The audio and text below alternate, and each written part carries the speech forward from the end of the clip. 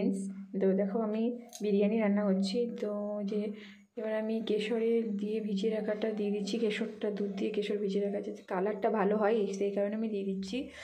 আর নিচে চাল মানে ভাতটা যে করে রেখেছিলাম সেটাও মানে দিয়েছি ভালো করে সাজিয়ে। এবার চিকেনটা আমি নিয়ে নিচ্ছি, চিকেনটা ভালো করে আমি সাজিয়ে দেবো যাতে মানে ভালো লাগে ভাতটা দেখতে।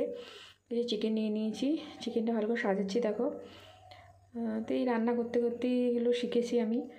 তো এই যে চিকেনটা ভালো করে সাজিয়ে দিচ্ছি একসাথে যাতে ভালো মতন ভাতের সঙ্গে মেখে যায়, এই জন্য চিকেনটা ভালো করে সাজিয়ে নিচ্ছি।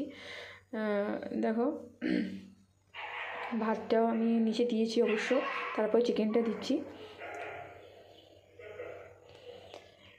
পারি না, মোটামুটি শিখেছি, পারতাম না কিন্তু এখন একটু শিখেছি।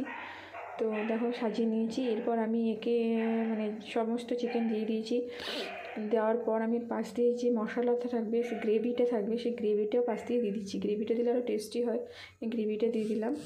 তো এবার আমি তোমার কি এরপরে আমি একটুখানি ডিম যেটা আমি করে রেখেছিলাম, সেদ্ধ করে ভেজে রেখেছিলাম, সেই ডিমটা আমি দিয়ে দেবো। ডিম দিলেও বেশ টেস্টি হয়, দেখতে ভালো লাগে, এবার খেতেও টেস্টি হয়, ইয়ামি হয়। তো আমি ডিমটা সাজিয়ে দিচ্ছি, ভালো করে সাজিয়ে দিচ্ছি। এবার সাজিয়ে দেওয়া হয়ে গেছে আমার ডিমটা। এরপর আমি এরপরে আবার রাইসটা যে সেদ্ধ করে রাইস রেখেছিলাম সেই রাইসটা আবার উপর দিয়ে দিয়ে দিচ্ছি ভালো করে, যাতে পুরো মাংস। এই যে আমার বিরিয়ানি রেডি, দেখে নাও বিরিয়ানি রেডি হয়ে গেছে। এবার একটু আমি হালকা আঁচে রেখে দেবো বিরিয়ানিটা ঢাকা দিয়ে।